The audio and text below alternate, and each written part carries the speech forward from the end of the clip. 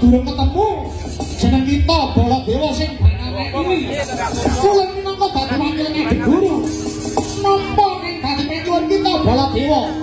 Mekili kang kita Narayana. Waduh.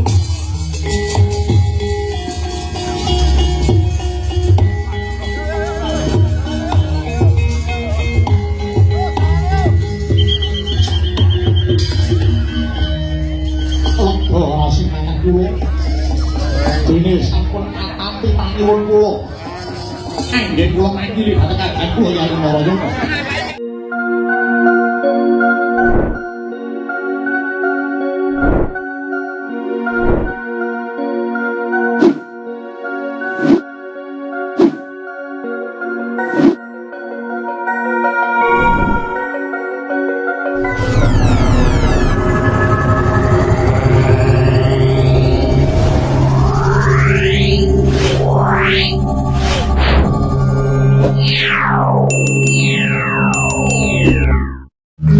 Jago saka kasepuan negara Wirata endi? Nggih, mengke riyin taksih melampah.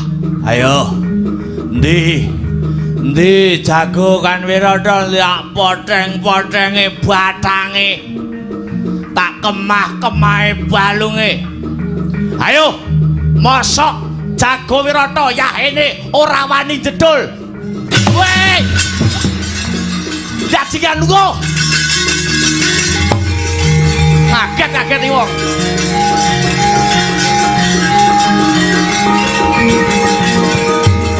Sabar, Kang. Yo.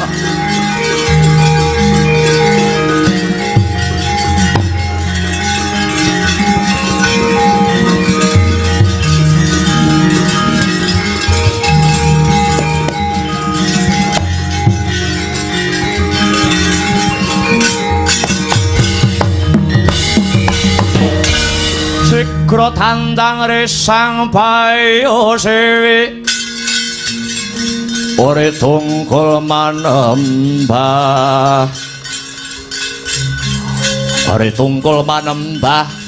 anglere boyo kuntap ing seto kula wonten dawuh paman. Jagone wong Wirata kuwi sing mburimu kuwi. Nggih.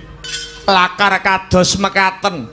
Sapa jenenge? Jagal Abilawa. Jagal Bilawa lakar kasinggihan. Piye? Kira-kira piye? Kira-kira piye? Monggo nderek kersanipun Paman Kincaka Rupa. Rajamala. Piye, Kakang? Kuwi musuh-musuh sing ana gurine Seta Buminjaya. Aja kuwatir gibeng diengkleh bangkeane dina iki. Aja sumbar mengko mundhak aber ngestokke dawuh. Seta Buminjaya dina sak mengko mara gage gatekna Seta. Tontonan adon-adon jago menungso iki kiblat papat 5 pancer wis padha nyekseni. Kaya ngapa to gayenge, kaya ngapa to regenge. Banner wis dipasang kabeh. Nggih. Saksikanlah adon-adon jago manusia ngono. Banner pamflet wis kabeh. Mula iki mengko yen wis penonton rame wis katon regeng iki mengko nek ora ditotoi ora gayeng. Lajeng kersanipun totone dipolke pisan karuan lek entek-entekan. Wih nggih. Lajeng totoanipun menapa? Bur manuk menika tegesipun yen nganti jago saka negara Wirata sapa mau jenenge Jagal Abilawa. Yen to nganti Jagal Bilawa ana palagan mati musuh jagoku, bapakmu Matswapati kudu lunga ngadeg tanpa nggawa bondo apa wae sak negara Wirata.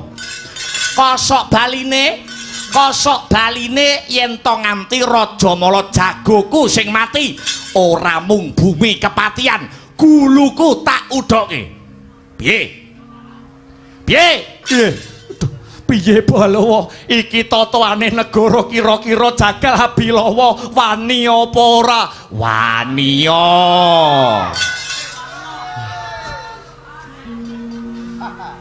Piye? Wani tak geceke ndase Rajamala. Iya Bilawa iya. Piye? Nggih, wantun paman. Wani, wantun. Yen pancen wani aja mung ana lambe, aja mung ana lisan, nanging kudu ana hitam di atas putih, kudu ditandha tangani luwih dhisik. Nggih. Ki tanda tanganku Kincakarwa. Aku tanda tangane kene. Nggih. Ayo, matre. Nggih. Wis. Karep ben tambah mantep aja mung tanda tangan, ning ben saya mantep kudu disetempeli. Nyoi.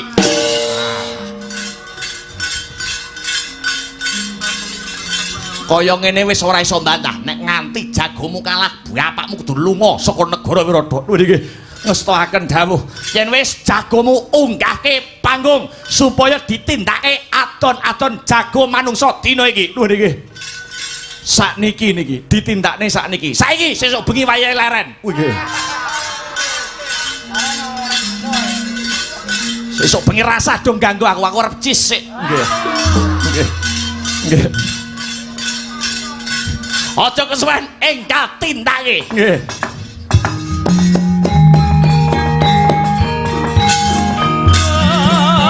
Rikoko bian brata sena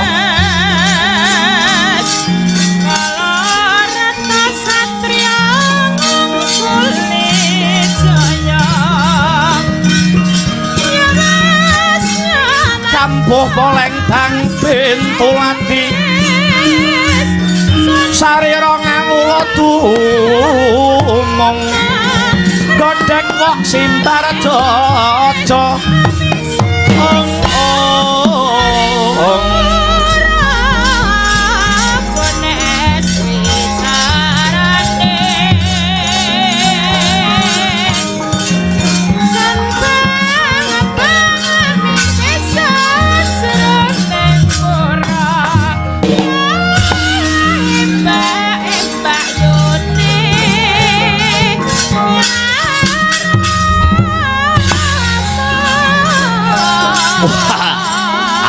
munggah blabar kawat janget cinencang yo kakang. Yo, aja ninggal duba lan prayoga Yayi.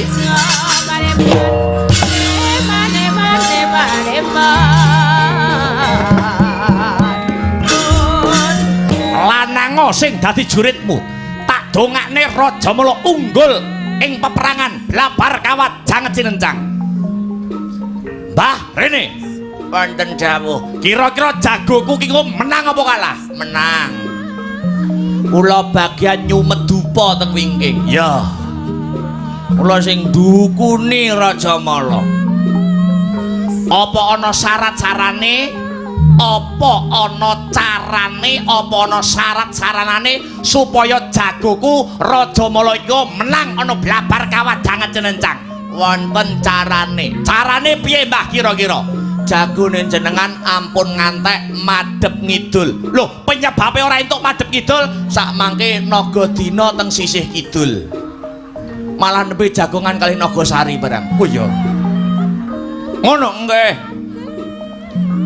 Iki nggo cetane menang apa kalah Rajamala? Nek kula niku nek ngeramal ngagem hitungan 6. Hitungan 6 ki maknane piye? Hitungan 6 dihitungi. 1 Rajamala menang. 2 Rajamala kalah, 3 Rajamala menang, 4 Rajamala kalah, 5 Rajamala menang, 6 Rajamala menang.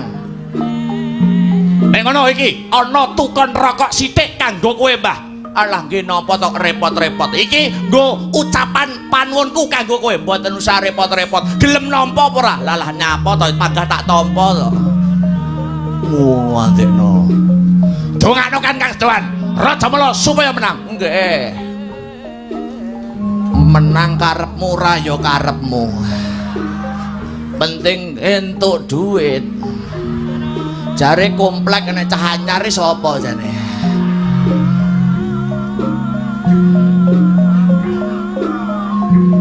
Satu seket ya mbak mboten.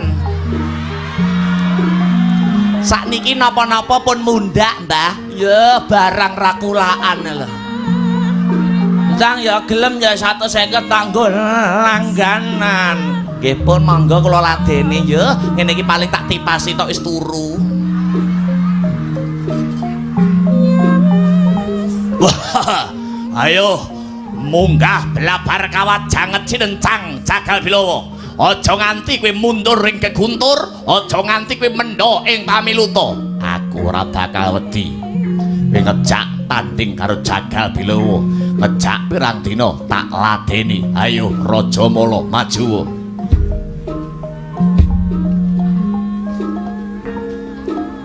Tambah selawe tanduk ya nggih.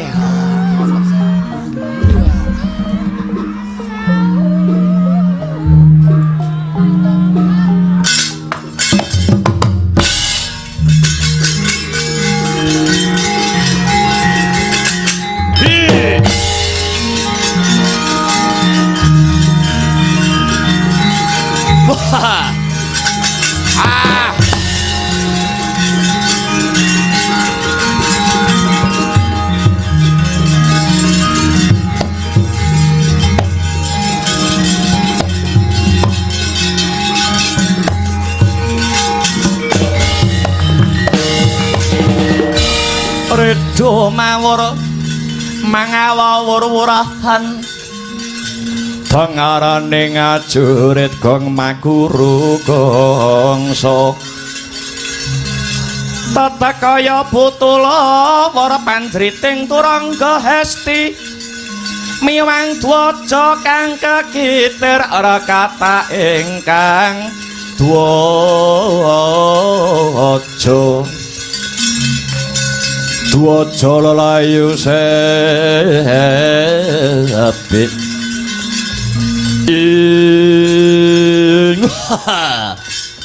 Jagal Abilowo Mara Diage mumpung durung kebacut kowe njaluka pangapura karo aku.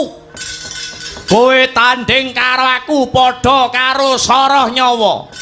Jalaran Rajamala iki wong digdaya, wong prawira jayeng palagan, tinatah mendat jinara menter, pinaku bendal binedil njundil. Eman-eman kowe isih enom, isih dawa umurmu, kowe nandingi aku ora gondro sepira. Mumpung isih kena dipetung kowe ngaku kalah ning aku. Cek kowe mulya tak sangoni pira butuhmu, ora usah dadak kesuwen kowe nyerao karo aku, kowe teluka karo aku. Cangkemmu meneng sik. Ora blabar kawat janget sinencang kene dudu papane wong nyang-nyangan. Anane wani apa ora, urip apa mati. Mula kangso iku Jagal Bilowo ora bakal gigrik wulune slombo tanding lawan diapurmu. Yen ngono kowe wani karo aku, apamu sing tak wedeni. Cacing wae tak idak molet. Apa meneh Jagal Abilowo edan tenan kowe. Kopat kapita kaya buntute ula tapak angin kekejero kaya manuk branjangan. Kowe musuh karo Rajamala tak ibaratke musuh timun musuh duren. Timune kowe durene aku, timun keceblokan duren mecotot sing dadi nyawamu. Kowe musuh Jagal Bilowo tak ibaratake kaya watu musuh tomat. Weh ra gelem kalah. Watune sapa tomate sapa Gus? Watune aku tomate kowe. Tomat keceblokan watu mecotot utekmu. Wah. Ora gelem kalah to cah iki. Ya, ngemping lorong gincapati merangi tata grajamu. Lakon giget siung pengapit bialiaran. Dianjur pecah dasmu kowe.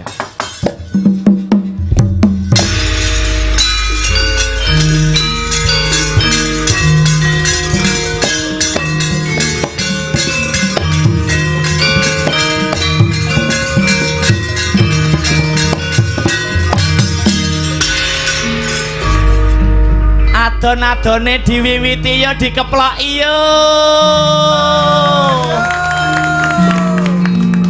Jagal Bilawa menang yo. Raja Mala bongko yo. Cangkeme. Pendukung bayaran kowe.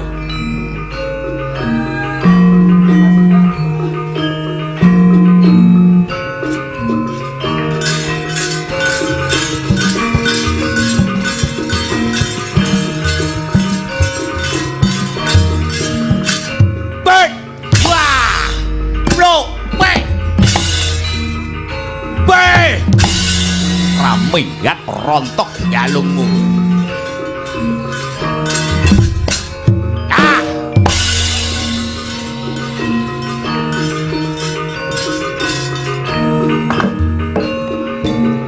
Kok mboten iso suwi anu awakku ra patek fit awakku.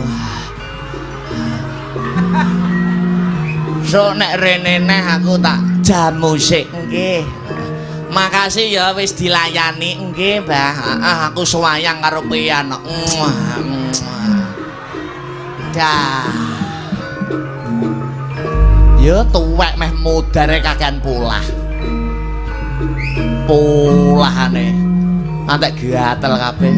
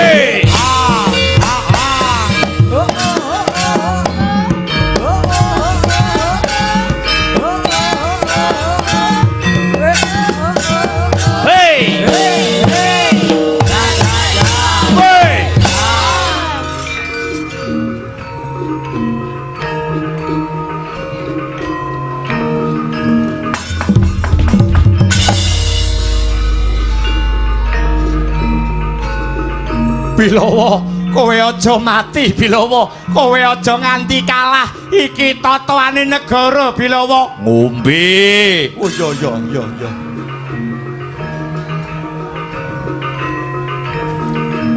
Ngombe ora cepake.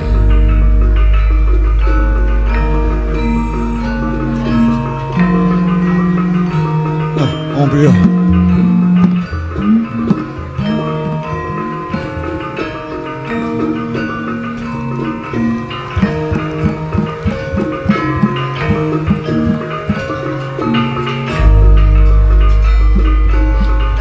Kowe ora ndang maju meneh Bilawa. Musik. Ngenteni apa Bilawa? Ngenteni bel. Ngenteni bel.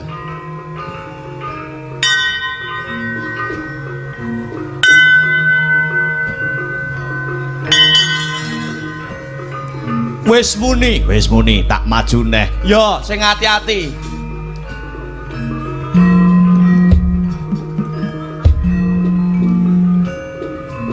Khususan Jagal Abilawa Al-Fatihah.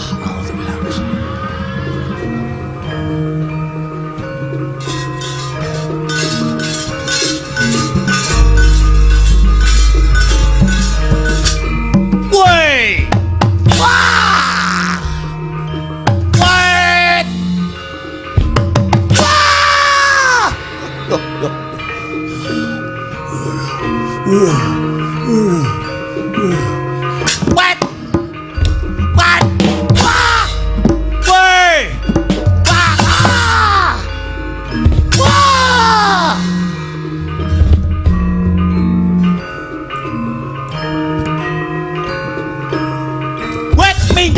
Minggat.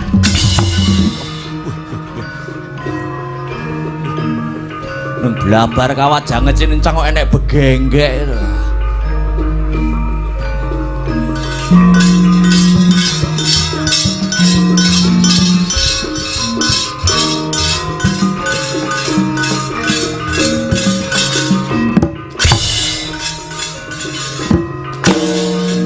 Pilih yo.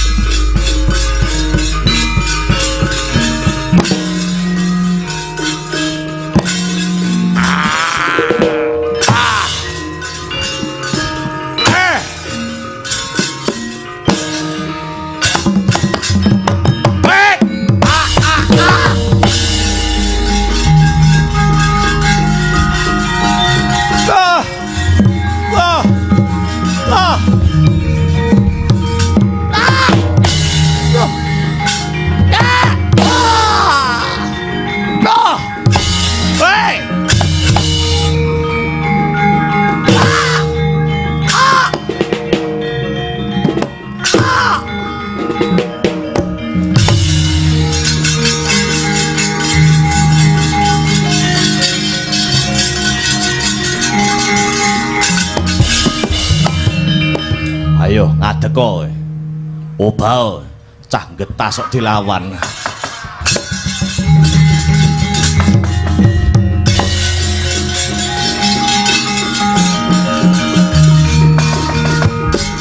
Jer babah depani lemah risang Raja Mala. Kutah Ludira prayitna kang neraka Raden Kincaka Rupa giya mrintah mring wadyabala kepatihan sigra kadabyang-dabyang kacemplungake sendang penguripan ya sendang wadari urip neh kaya uwung saking Nendra Dyan Raja Mala.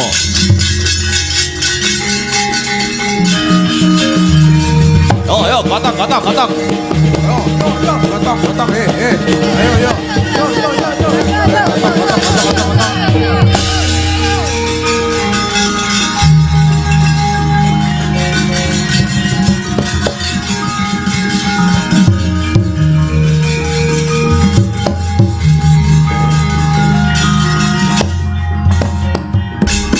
ayo Yo dihitungi bareng-bareng yo dicemplung nih. 1 2 3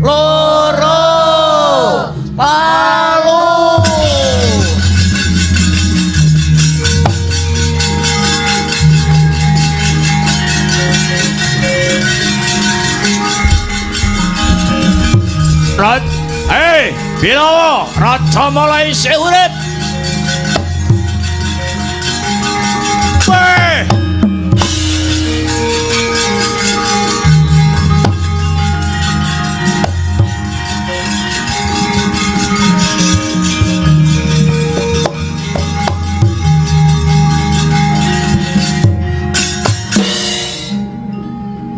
Isik sore wis gobyos keringet golek pasaran ning Cepu ya.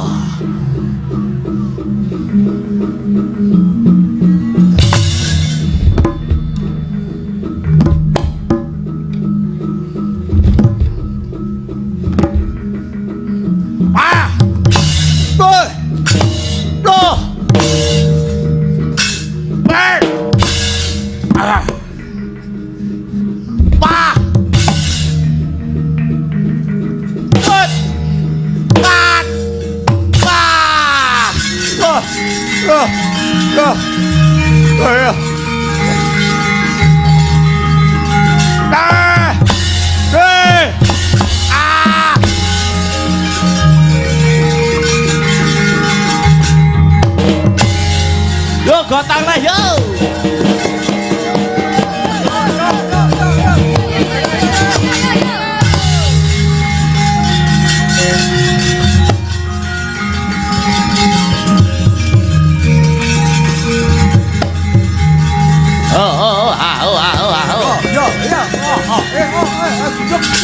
Hey!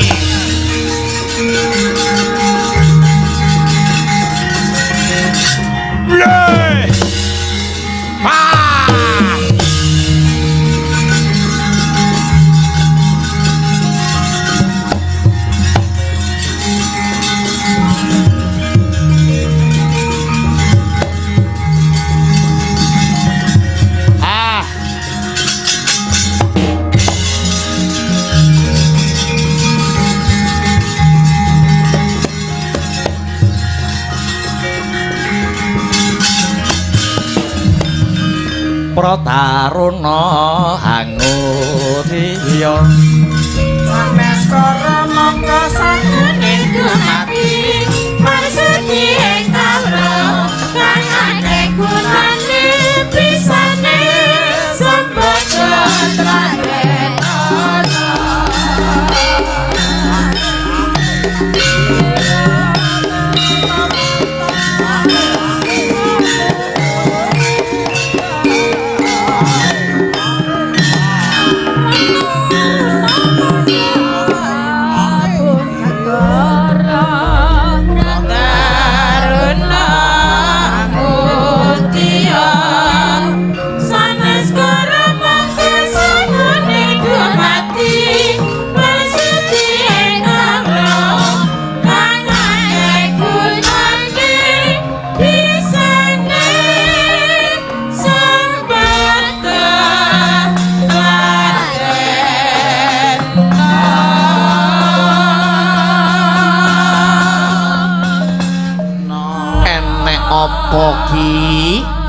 sampeyan kok ora tanggap ing swasana adon-adon jago nika kakang sampeyan jagal bilawa musuh tanding musuh Raja Mala.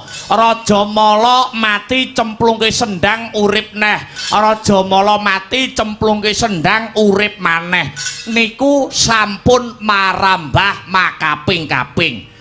Niki nek mboten sampeyan tulungi mboten badhe rampung. Apa entuk tulung tinulung ki tulung tinulung mboten napa-napa watone tumuju wonten kabecikan.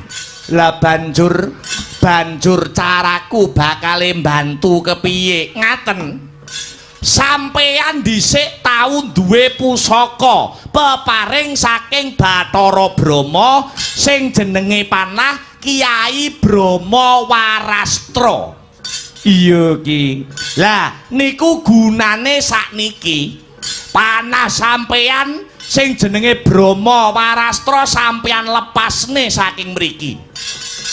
Panai sampeyan ner utawi sampeyan paske wonten sendang penguripan Sendang Watari. Ing mriku mangke Sendang Watari bakale aber. Yen Raja Mala dicemplungke mriku, Raja Mala mboten badhe urip malih. Ning bakale mati kobong dadi awu. Ning panjenengan nindake perkawis menika bakal angsal ganjaran saking Gusti ingkang Maha Kuwasa. Mundur ki enggal tak tindakake perkara iki Kyai Semar.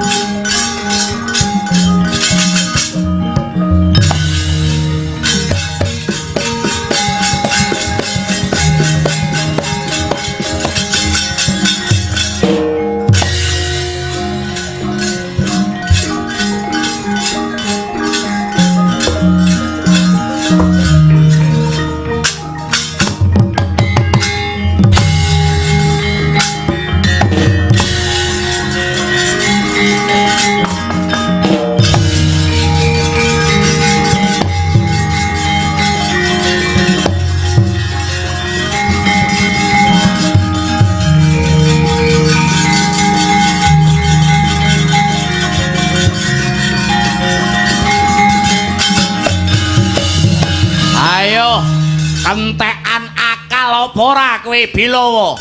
Kowe wis tak kandhani ning ngarep mau, kowe nyerao, kowe nungkula karo Raja Mala. Ning gembelo sirahmu, kowe keciliken iket kegeden ndas. Kowe malah wanuh-wani ngadepi Raja Mala. Ayo kowe ngejak pirang rak ladeni cah bagus.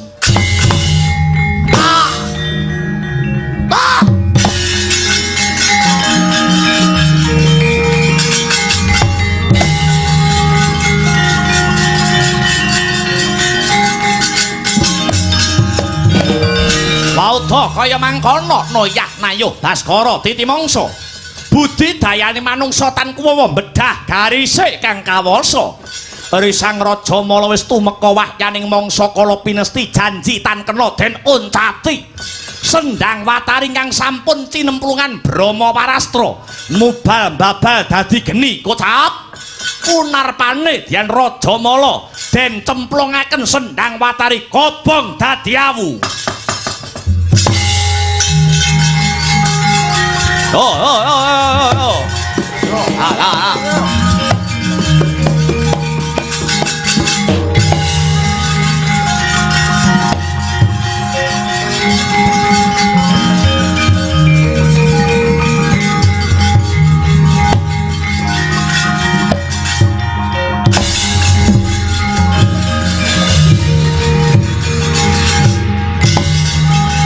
Obong. Yo, cemplunge yo.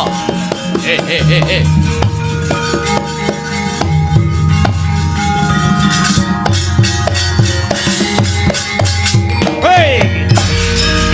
Woi. Waduh. Pati aku yo.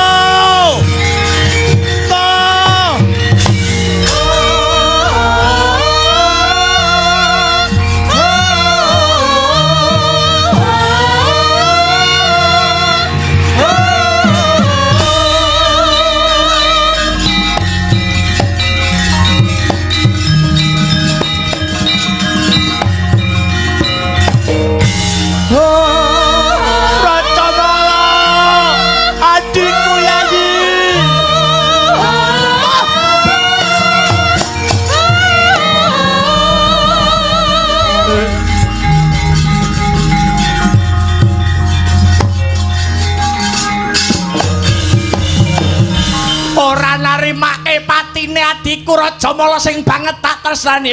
Bilawa jagone mati botoe sing maju.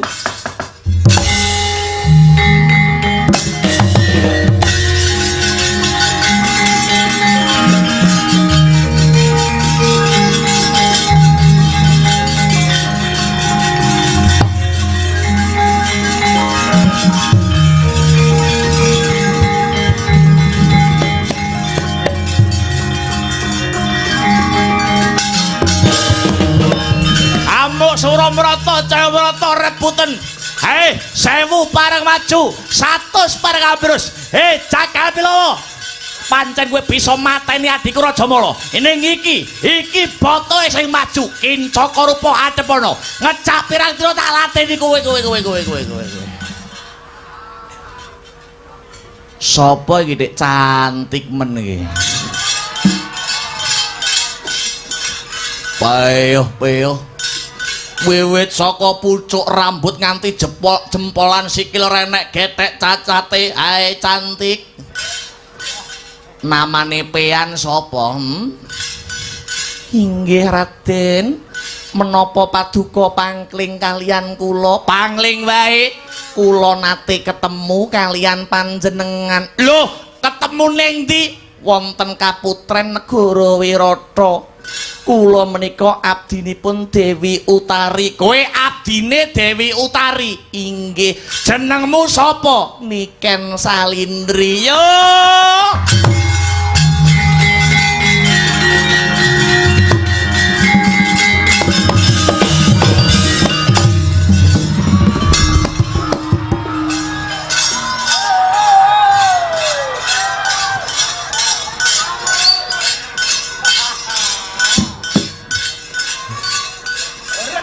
Kowe to sing gekerne dunia akhirat kowe to. Wis perkara Raja Mala mati nomor 17 sing penting aku iso ketemu karo dirimu. Nah. Kowe disawang saka kaduan Demes, disawang saka cedhak pantes wiwit pucuk rambut kanthi jempol suku babar pisan ora ana cacate. Rambut ngembang bakung marakyati bingung mripat damar kanginan nuwuhke rasa kasmaran, lambene manggis karengat yen pinuju meh semangu jiwat payudara wewek ning kathok marake sesek. Yo.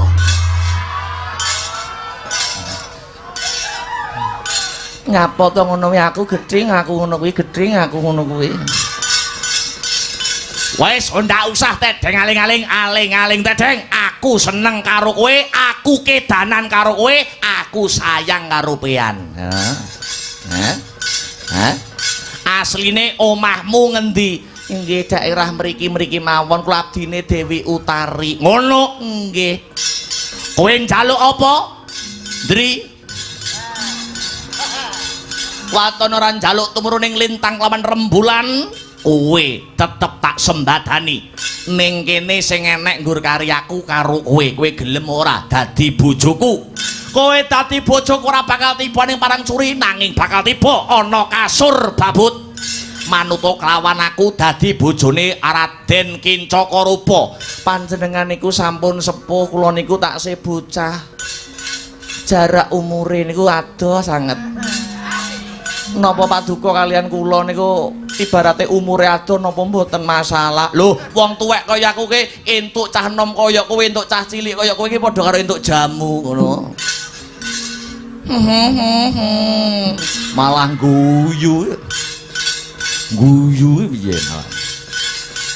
Nggih bloko suta blak kutang terus terang mawon. Piye? Kula sampun gadah pacangan.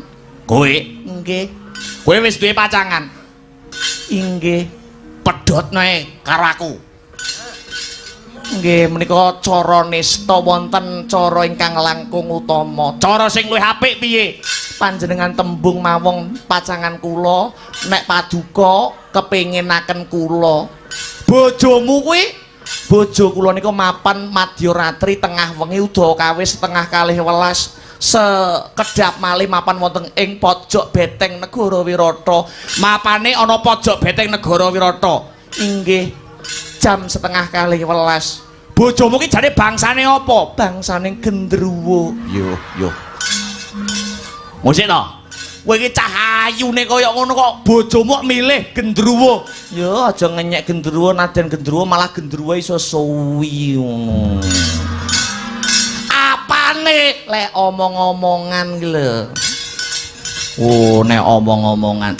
Ya mangke nek sampun paduka dililani kalih bojo kula, paduka gelem ngrabi kula, monggo to kadhahara sak wanci-wanci paribasan sekul mungking rampadan kapuluka sak wanci-wanci kula ndederek. Iya, kowe ngomong ngono kuwi ning jero kene kaya ana sing ubah dhewe lho, Kak. Tenan. Tak petukane bojomu dina iki. Inggih monggo sinuwun.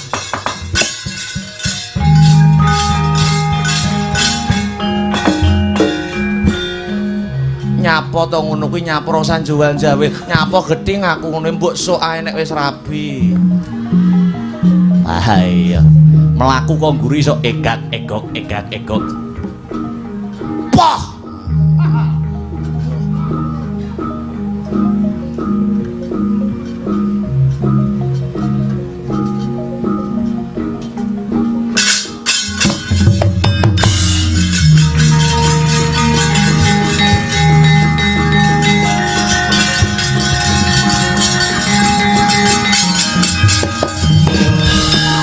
lawa aku tulung ana kowe ngopo aku digodak-godak karo nayaka negara Wirata jenenge Kincakorupa yo nek nyawang aku pucuk rambut nganti jempol sikil nek menteleng ra kedhep munggah medun tekan dodon muandhek suwi ngono nek nyawang kuwi aku ngaku-ngaku nek wis duwe bojoku mapan ana pojok beteng negara Wirata bojoku wujude gendruwo kowe etok-etok dadi ndruwo ya ngene iki lho kok iso dipakakne dadi ndruwo aku iki lho wis to gelem nek ora ngono aku digodak-godak nek yo nek nyawang aku mripate dikiyer-kiyerne yo irunge dimekrok-pekrokne lambene digeget-geget yo aku gila aku gila yo mulak patenane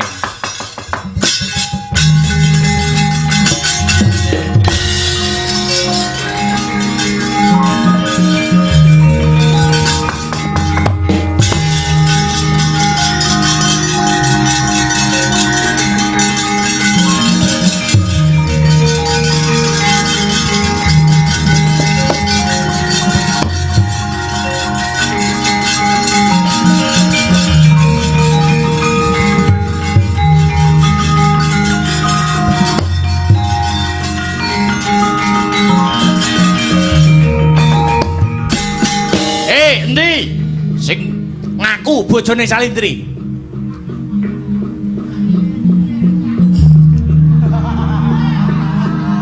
Bojomu tak jaluk. Ayo, metu. Aja pirang-pirang deni kowe. Parati.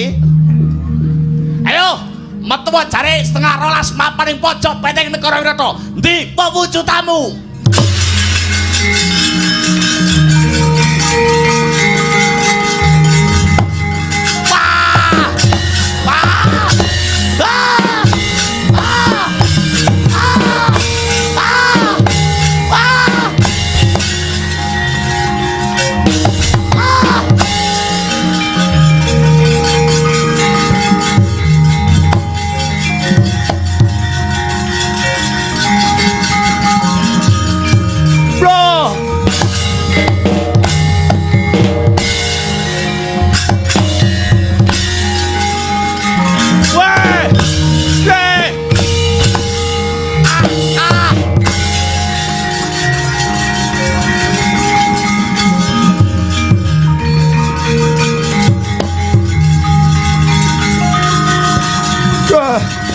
Doyong mati aku jiwa mancing.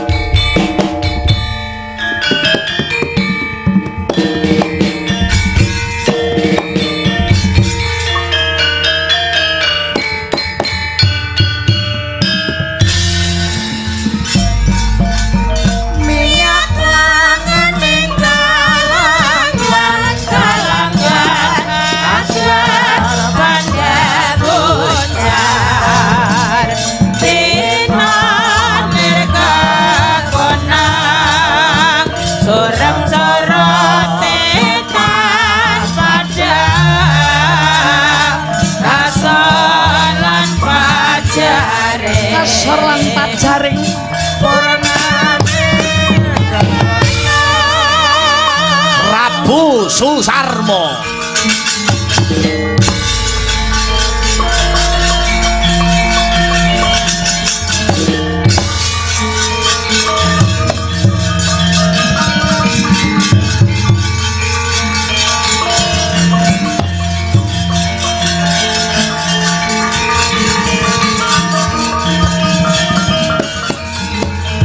Mampir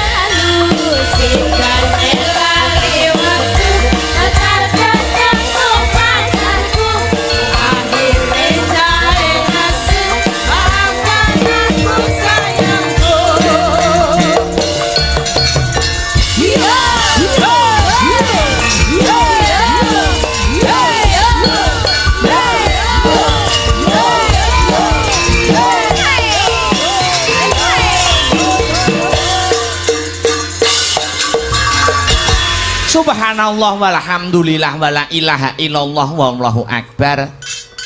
Leren sawetara ya nduk anakku Limbu. Iya ya mak ya ngestokke dawuh. Mengko perkara lakon Wirata Parwa utawa lakon Pandhawa kumpul, bisa ditutuke sak rampunge Limbukan ning sing luwih wigati ayo aku karo anakku Limbuk bengi iki ngaturake apa ta wigatine awake dhewe tinimbalan sowan ngono. Angka sepisan ora lali ayo bareng-bareng aku Kang Sarta anakku Limbuk. Ngucapake Kang Sarta ngungkapake rasa puja lan puji syukur kunjuk marang Gusti ingkang murbeng dumadi Tuhan yang Maha Esa Allah Subhanahu wa taala Hyang Widiwasa ngono mak. Ya mung saka berkah Kang Sarta kenikmatane becik nikmat sehat nikmat sempat nikmat iman. Saengga awake dhewe bengi iki sak rombongan bisa manunggal Kang Sarta tetunggalan ana ing adicara bengi iki ngono. Syukur perkara kang baku, syukur perkara kang penting. Pancen kaya mengkono, Nduk. Iya. Bengi iki katon gayeng gumarenggeng warga masyarakat katon tumplek-blek. Iki dalam rangkaian adicara apa, Mak? Iki ngene ya, Nok? Iya. Bengi iki adicarane ya kuwi tidak lain dan tidak bukan ya kuwi Walimatul Khitan. Oh, Walimatul Khitan. Sunatan, supitan, tetakan. Sing disupitke sapa? Ya kuwi adiku lanang Dek Raska Zafron Alwi beserta ya kuwi Dek Reyfansyah Alfariski Alwi. Oh ngono. Ya kuwi putrane Bapak Badrudin M Alwi dan Ibu Dwi Puji Ariyanti. Oh ngono. Iki sing duwe alang ujur utawa kagungan kersa kepengin gelar kelir gantung gong. Iki panjenengane pepundhene awake dhewe. Pepundhene awake dhewe. Sapa? Ya kuwi sing wis tak anggap kaya Mbah Kungku dhewe no. Oh ngono. Mbah Kung Haji Kastur, mantan kades, mantan kepala desa. Iya, sagutra sekeluarga besar. Oh ngono. Wis mau sore wis dingendikake karo Mbah Kung, nek bocah loro wis kasembadan disunatke. Oh ngono. Gres anyar Joko no. Oh iya. Dawe Mbah Kung mengono. Ya padha karo awake dhewe. Aku wiwit sunat SD nganti saiki yo jek gres urung tau kanggo. Oh iya. Iya. Iya. Alhamdulillah wa syukurillah. Iki saka kersane Mbah Kung awake dhewe sing ketiban sampur kon gelar kelir gantung gong. Ana ing adicara bengi iki. Iya. Mapane ya kuwi ana ing Desa Getas, Kecamatan Cepu, Kadipaten Bluro. Oh iya. Ternyatane Mbah Kastur sekeluarga besar. Ki wis netepi ajarane agama no. Oh ajarane agama. Wong tetanggan kuwi duwe hak no. Hake tetanggan. Hake tetanggan angka 1 ya kuwi radu salam utawa mengucapkan salam. Oh ngono. Kowe duwe tangga tukarana kaya ngapa, satruwa kaya ngapa? Nek petuk ning dalan kuwi wajib mengucapkan salam. Oh ngono. Kuwi mergo ajarane agama. Oh ngono. Kresa kaya ngapa, tukarana kaya ngapa, radu salam, mengucapkan salam kuwi wajib. Oh ngono. Kuwi hake tangga sing angka 1, hake tangga sing angka 1, angka 2 hake tangga nek ora kleru nggonku sinau, ya kuwi melu seneng nek tanggane nampa kebungahan. Oh, melu seneng nek tanggane nampa kebungahan. Kuwi ya klebu hake tangga. Iya, Terus angka 3 nekanana yen tanggamu lagi kagungan kersa kaya bengi iki. Kaya bengi iki duwe gawe kuwi melu seneng ditekani dirawuhi ngono. Terus angka 4 sing pungkasan hake tangga ya kuwi nekanono nek tanggamu lagi ya kuwi nandang pacoban utawa prihatin. Oh ngono. Upamane ana sing sida kuwi wajib klebu hake tangga no. Oh utawa gerah ditiliki kuwi ya termasuk aturane agama hake tangga. Ngono ya Mak. Pancen kaya mengkono. Ndak kira kabeh patang perkara kuwi wis ditindakake kanthi bener becik. Wis ditindakake kanthi bener becik. Ya kuwi ditindakake karo keluarga besar Mbah Kung Haji Kastur. Oh ngono. Ternyatane beliaunya juga menjabat sebagai mantan kepala desa. Dadi wis genah serawunge becik, bersosialisasine apik. Oh ngono. Hake tangga dijalankan secara maksimal, mula ora aneh ora mokal nek kagungan kersa kaya bengi iki sing rawuh pirang-pirang ndongake karo bocah-bocah sakloron sing wis kasembadan disunatke. Oh ngono Mak. Yen wis hake tangga ditindakake kanthi bener becik, mula ora aneh ora mokal Mbah Kung Kastur sing ngrawuhi anggone kagungan kersa ya akeh ya mbludak-bludak nok tumplek-blek kabeh nglumpuk ning kene kok. Oh ngono. Apa meneh yen ora kleru nggonku sinau? Dongane wong 40 kuwi babak timbang karo dongane wali siji. Ngono. Dongane wong 40 babak timbang karo dongane wali siji. Gandeng sing rawuh iki pirang-pirang durung sing mirsani lumantar live streaming. Oh ngono. Iki ya melu ndongake tegese wali pirang-pirang ndongake keluarga besare Mbah Haji Kastur sak gotrah. Oh ngono. Mula wis sak wajibe awake dhewe ngaturke panuwun kang tanpa pepindhan. Terima kasih yang sangat banyak ya Mak. Pancen kaya mengkono no. Iya. Wis sak trepe, wis sak pantese, wis sak wajibe awake dhewe ngaturake panuwun kang tanpa pepindhan, matur nuwun kang tanpa upama dhateng keluarga besar Mbah Haji Kastur mantan Kades Getas beserta Bapak Mbah Badrudin M. Alwi sekeluarga besar ingkang sampun paring kapercayan. Oh ngono. Dumateng kula sak kanca saking Sanggar Seni Astabrata saka Kutha Angin Laladan Kadipaten Nganjuk. Iya. Ya wis awake dhewe ning kene nggur uluk salam. Ternyatane awake dhewe ya jarang pentas ning kene. Iya, mula uluk salam. Awake dhewe ngrumangsani dalang isih belajaran, dalang isih junior, isih akeh kekurangane tinimbang keluyane. Mula sing baku awake dhewe sowan rene ora arep apa-apa. Iya, sing diarep-arep mung berkah kang sarta dongane Mbah Haji Kastur dumateng kanca-kanca Sanggar Seni Astabrata lan bot-botipun awake dhewe jembarke serawung, jembarke tali silaturahmi, tali kekadangan, tali ning seduluran karo para warga masyarakat, wabil khusus warga masyarakat Desa Getas, Kecamatan Cepu. Oh iya, ngono ya Mak. Tambah sedulur, tambah rejeki. Dawe Kanjeng Nabi sok sapa sing seneng nyambung tali silaturahmi, fa insyaallah bakal dijembarke rezekine, didawake sing dadi umure. Amin ya rabbal alamin. Pancen sing disesuwun kaya mangkono Mak. Mula ning kene aku karo kowe ora bisa paring dawuh oke-oke, ora iso atur apa-apa. Mung bisa ya kuwi ndongake marang adi-adiku bocah loro kang bengi iki wis kasembadan ditetake iki kari nyukuri, kari ngeleki, kari nirakati. Biyung ndongakne apa marang adi-adiku kekarone kang wis kasembadan ditetakake utawa disupitake. Dongaku ora mandeg kok Nok. Ngono. Dongaku ora mandeg, dongaku tansah banyu mili ya kuwi kanggo adiku kekarone Dik Raska Zafron Alwi kang sarta Dek Raifan Syah Alfariski Alwi. Ngono.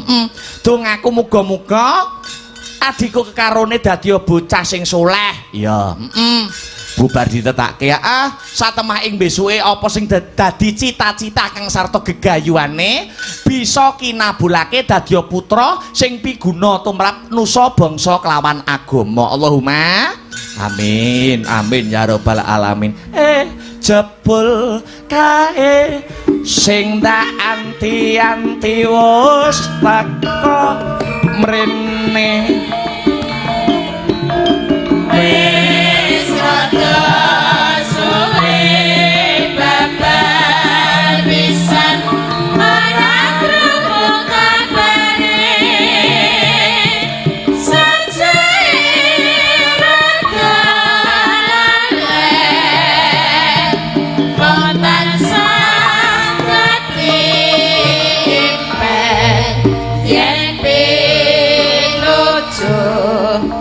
deket lagi esamea merati wis mari kangen muga-muga tansah tekan hatiku dadi tentrem aku ati kang tajem mari kangen bulan sira netra tajem yasanika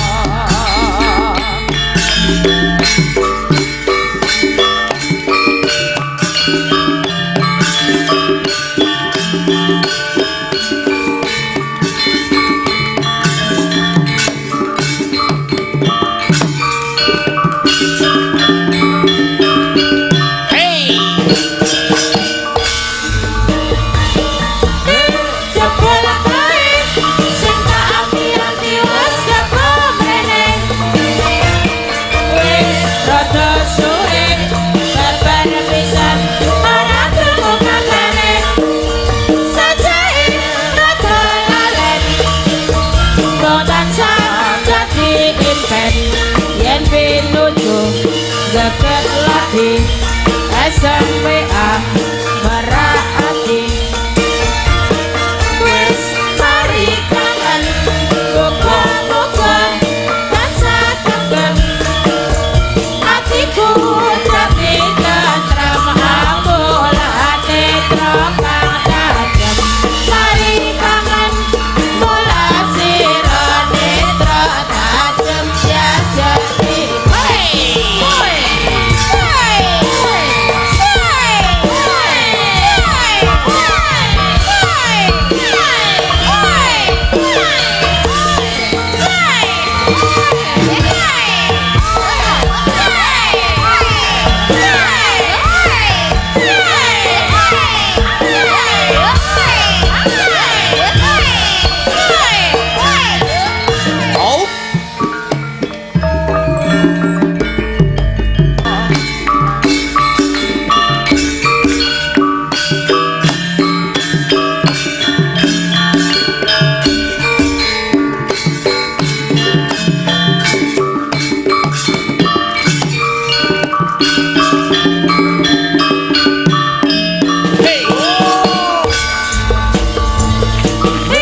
jebul kae sing tak anti-anti wis teko mrene wis rada suwe babar pisan ora krungu kabare sajake rada lalen kok tansah dadi impen yen pituju deket lagi SMPA merati wis mari kangen muga-muga tansah tekan atiku dadi tentrem ambulane trokang tajem mari kangen mula sira netra tajem jajanika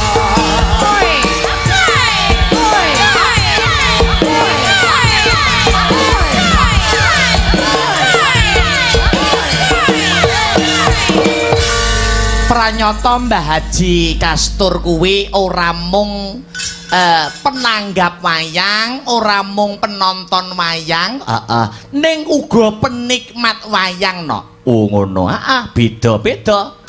Panjenengane nek ku nampa dawuh wiwit panjenengane rawuh, sekeluarga besar ana ning gubuke awake dhewe nganjuk kono, panjenengane kepara wis marambah makaping-kaping, ngenekake adicara wayangan, lah sing kepareng nyepeng cempurit ya kuwi panjenengane senior dalang pepunden dalang ya kuwi Suwargi Mbah De Ki Haji Mantep Sudarsono. Oh Karangpandan Karanganyar. Oh ngono. Mula nek wis marambah makaping sing diaturin dalang kok Mbah De mantep ki bola-balik wis jelas penikmat wayang no. Oh ngono heeh. Awake dhewe ora ana sak kuku irenge. Ngono heeh. Beliaunya Mbah De mantep kuwi dalang senior, dalang sugih lakon. Dalang sugih lakon. Heeh. Mula Mbah Haji Kastur mundhut lakone bengi iki Wirata Parwa. Oh jagal Bilawa ngerol. Mergo Mbah De mantep kuwi wayang favorite Werkudara. Oh ngono heeh. Werkudara. Mula sanggare jenenge Sanggar Bima. Iya heeh. Saksedane wae ya diiringi karo wayang Werkudara. Oh ngono Mak. Iya, mula ki lakone tokoh utamane ya sing Werkudara, Jagal Bilawa ya Mak. Pancene kaya mengkono. Heeh. Senior dalang sing kulino ditimbali kon ngasta cempurit. Heeh. Mbah De mantep dalang sugih lakon no. Iya, heeh. Nek awake dhewe iki nggur dalang desa, dalang ngisor pring. Iya. Kisane nggur wahyu katentreman karo wisanggeni. Iya. Heeh. Wah liyane maca. Ya. Wis maca ngene ya. Iya, Mak. Heeh. Ya, ning ora apa-apa. Heeh. Ning kabeh mau saka tresnane Mbah Haji Kastur sekeluarga karo awake dhewe sak kanca saka Nganjuk. Alhamdulillahirabbil alamin. Heeh. Mula ora kurang-kurang anggonku nyuwun pangestu dan kritik saran saka Mbah Haji Kastur diagung pangapura nek wayangane bengi iki ana lupute ana kecicire. Oh ngono ya Mak. Pancen kaya mengkono. Awake dhewe dalange hitungane dalang adoh ratu cerak watu no. Iya. Dalang saka desa nek kon alus ora iso. Iya Mak, iya ngestokke dawuh. Pancen siji dalang ya dhewe-dhewe no. Sing baku awake dhewe ning kene satu ya kuwi nyuwun pangestune Mbah Kung sekeluarga. Kang Sarta ndongake karo para adi-adiku sing wis kasembadan disupitke ditetake. Pancen kaya mangkono no. Iya ngestokke dawuh. Sing rawuh pirang-pirang. Kene iki wong-wong ana ing pepunden-pepunden ana ing ingkang lenggah. Ana ing getas. Iya. Kene iki tresna karo budaya kok no. Oh ngono. Agamane ya ora ditinggal, budayane ya tansah diuri-uri, budayane ya tansah diurip-urip. Oh ngono. Agamane ora ditinggal ning budayane ya tansah diuri-uri. Mula nanggape wayang mergo wayangan kuwi ora mung wayang, ora mung tontonan. Iya. Ning wayang kuwi uga kelebu tuntunan. Akeh cerita-cerita hikmah-hikmah yang perlu diambil dan diaplikasikan dalam kehidupan sehari-hari. Ngono. Ora mung tontonan, ning tuntunan kang kebak marang tatanan. Oh ngono ya Mak. Iya. Dadi dalang karo mubalek iki tugase jane meh padha ning beda pengaplikasiane dan cara penyampaiane. Iya. Nek mubalek kae langsung bertatap muka dengan audien. Ning nek dalang dipantulne dhisik lewat kelir utawa geber wayang terus nganti tekan audien. Oh ngono. Ning intisarine padha ya kuwi menyampaikan kebaikan, ngejak marang umat supaya tumindak becik ngambah marga kang rahayu, amar makruf nahi mungkar. Amar tindakno makruf perkara sing becik, nahi nyegah mungkar perkara sing elek. Wah iya. Dadi warga masyarakat Getas kene iki agamane tansah digondheli, ning seni dan budayane ya tansah diuri-uri ketitik kaya Mbah Haji Kastur Mbah Kung. Oh ngono Mak. Iya ngestokke dawuh. Dengan agama hidup akan terarah, dengan ilmu hidup akan mudah, dan dengan seni dan budaya hidup akan lebih indah. Iya. Mula kanggo salam pambuka, ya sadurunge ngaturke tetembangan kang maneka warna Kang Sarta ngaturi para pemeriah utawa bintang tamu. Iya. Luwih dhisik ayo diwalik rasane. Ya. Ya kuwi ngaturi tetembangan sing bernapaskan dengan agama. Kanggo salam pambuka biyung arep ngaturke apa? Pepiling no. Pepiling iya. Pepiling ya. Kanggo salam pambuka, salam mukadimah ana ing season limbukan. Iya, ngono ya Mak. Pancene kaya mengkono. Ya. Dibawani dandang gula. Ya. Mangga disarirani kalian Mas Heru monggo